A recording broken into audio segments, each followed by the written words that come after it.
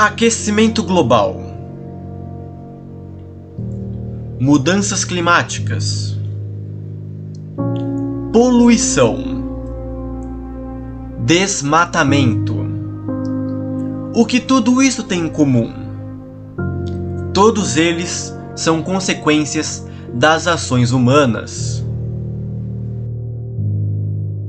Se você acha que isso é um assunto recente, saiba que isso é discutido desde o final do século XIX, quando o físico francês Joseph Fourier descreveu o efeito estufa no ano de 1824 e o químico sueco Svante Arrhenius, em 1895, mostrou que o aumento de dióxido de carbono poderia aquecer o nosso planeta Terra. E por mais que seja um assunto bem antigo, só ganhou destaque nacional na década de 1970, onde começaram a realizar conferências internacionais, como a Conferência de Estocolmo em 1972, COP92 que aconteceu no Rio de Janeiro no ano de 1992, Protocolo de Kyoto no ano de 1997 e o Acordo de Paris em 2015, e entre outros. E 120 anos se passaram após o começo desse debate. Mas por que a concentração de CO2 só aumentou desde então?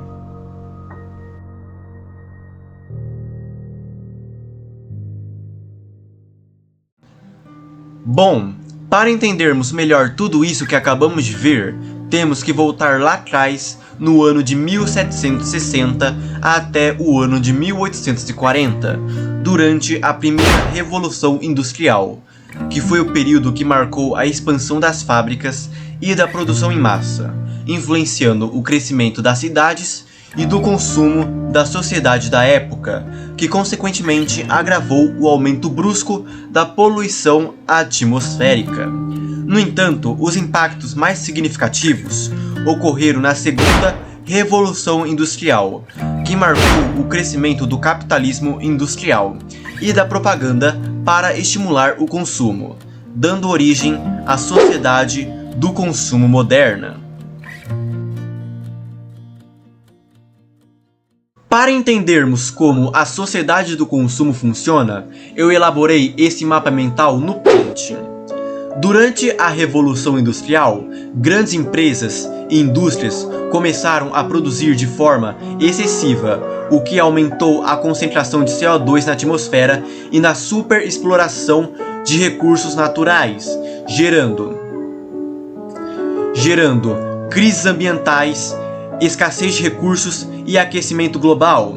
E devido ao processo de produção excessiva, a população da época começou a consumir de forma excessiva, o que gerou o aumento do desperdício, pois, devido ao consumo excessivo influenciado pela produção excessiva das indústrias e das empresas, a população começou a substituir os bens e produtos de forma mais rápida ao longo do tempo, o que aumentou, obviamente, o desperdício, como eu havia dito anteriormente, influenciando a poluição tanto das águas quanto do solo, o que causou a morte e a perda de diversas espécies de fauna e flora.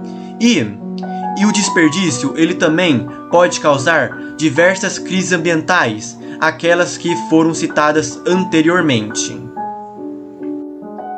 Entretanto, a presença de dióxido de carbono sempre esteve presente na atmosfera, desde a pré-história, mas a concentração não era tão excessiva como hoje em dia. E a concentração de CO2 aumentou ao longo do tempo devido às atividades humanas, como a queima de combustíveis fósseis como carvão, petróleo e gás natural, e o desmatamento, que libera quantidades cada vez maiores de gás carbônico na atmosfera. E a industrialização, o crescimento populacional e o uso da terra para agricultura e pecuária também contribuíram significativamente para esse acúmulo. Entretanto, o CO2 não é o único gás poluente da atmosfera, e sim o mais abundante.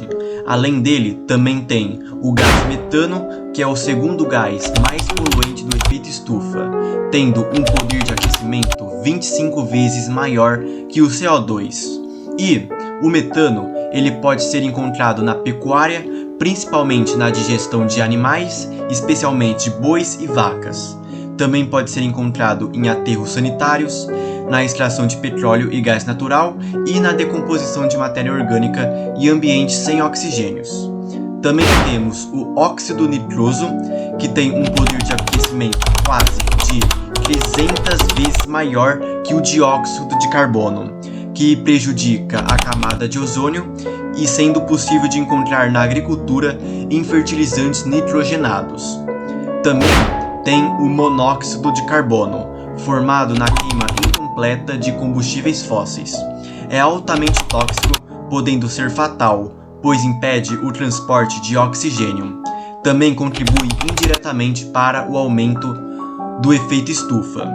E por último, temos o dióxido de enxofre, liberado na queima de carvão em petróleo, contendo, obviamente, enxofre, responsável pelas chuvas ácidas que corroem construções, destrói plantações e acidificam solos e rio, que afeta diretamente o sistema respiratório, e muitos outros gases poluentes que prejudicam o efeito estufa, a camada de ozônio, a atmosfera e os seres vivos.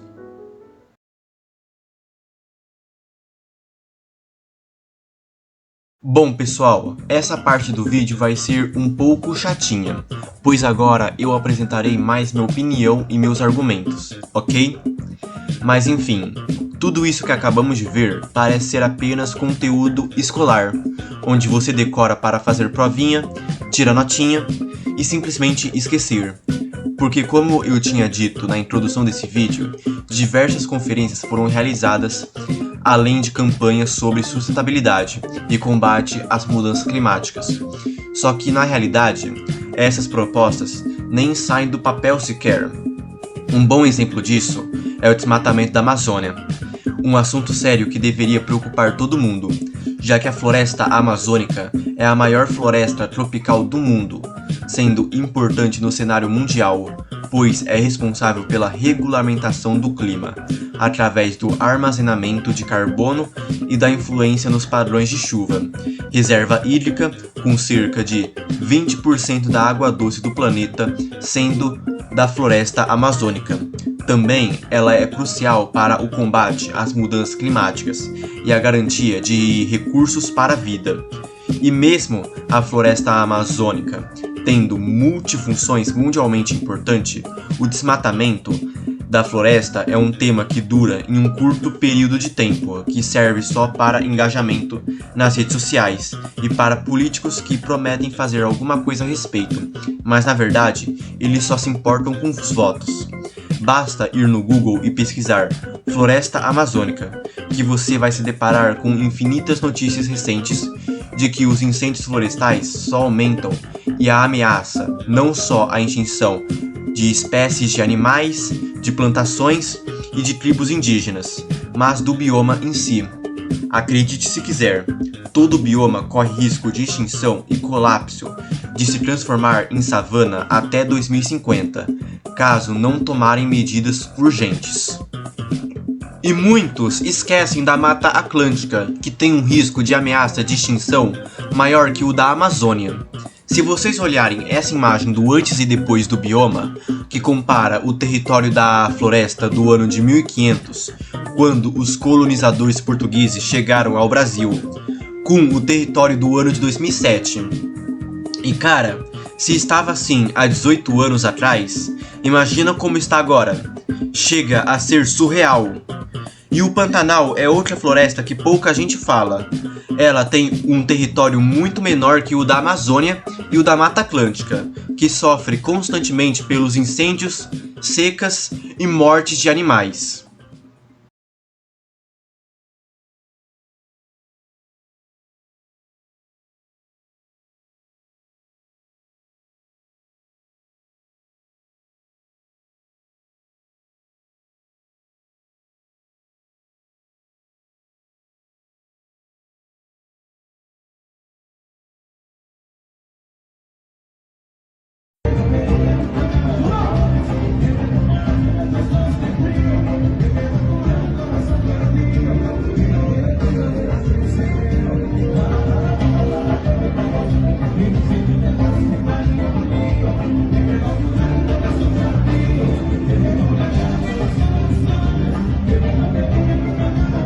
E também tem a Mata das Araucárias, que a maioria nem lembra da existência desse bioma, exceto o pessoal que mora mais ao sul do Brasil.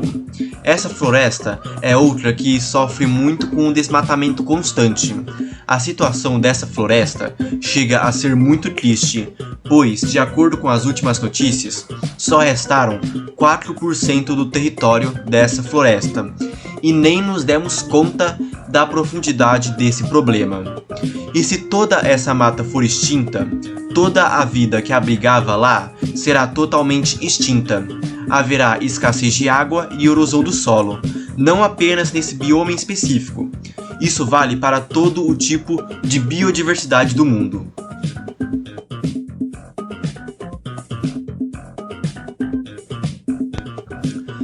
De modo geral, a emissão de gases poluentes no efeito estufa, o desmatamento e a poluição são as causas da urbanização e da industrialização, agravadas pelo capitalismo, e as consequências são o aumento da temperatura média do planeta, mudanças climáticas, perda de biodiversidade e escassez de recurso.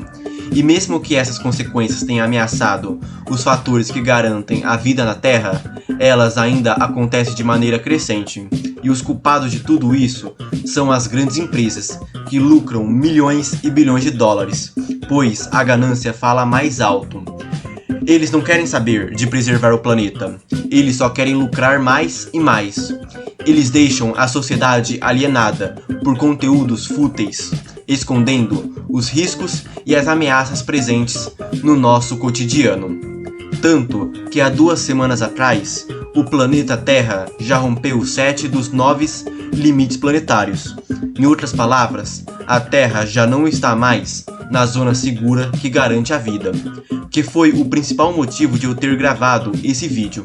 E caso você queira saber quais são esses 9 limites planetários, clique no primeiro link da descrição.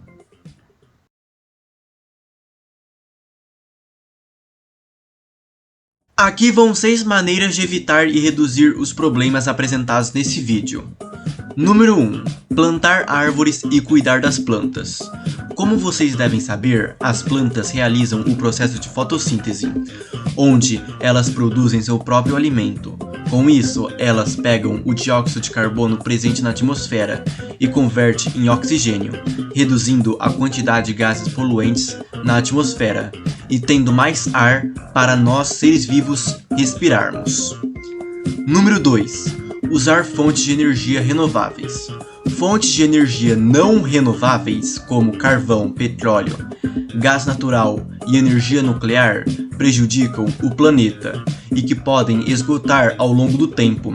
Por isso, a melhor alternativa é procurar energia solar, que utiliza a energia luminosa do sol, energia eólica, que usa o movimento dos ventos, energia de biomassa, que utiliza a matéria orgânica para gerar energia elétrica, e a maremotrix, que usa as marés e as ondas dos oceanos. Número 3. Descartar, separar e reciclar seu lixo corretamente. O descarte correto do lixo é uma das ações mais simples e eficazes para ajudar o meio ambiente. Sempre separe os resíduos recicláveis, como plástico, vidro, papel e metal, dos resíduos orgânicos, como resto de comida. Isso facilita o processo de reciclagem e evita que toneladas de lixo acabem em lixões ou rios. Você pode usar sua criatividade para inventar coisas úteis para fazer com latinhas, garrafas plásticas e papelão. Número 4. Caminhar, usar bicicleta ou transporte público. Para reduzir não só a emissão de gases poluentes e a queima de combustíveis fósseis, mas também os trânsitos em várias cidades, é necessário que os governos estaduais e as prefeituras municipais invistam em melhores condições de transporte público para incentivar os habitantes a usar mais os ônibus e qualquer outro meio de transporte, como Uber e bicicletas. Não estou dizendo para abrir mão do seu carro, mas sim usá-lo em situações específicas e pessoais.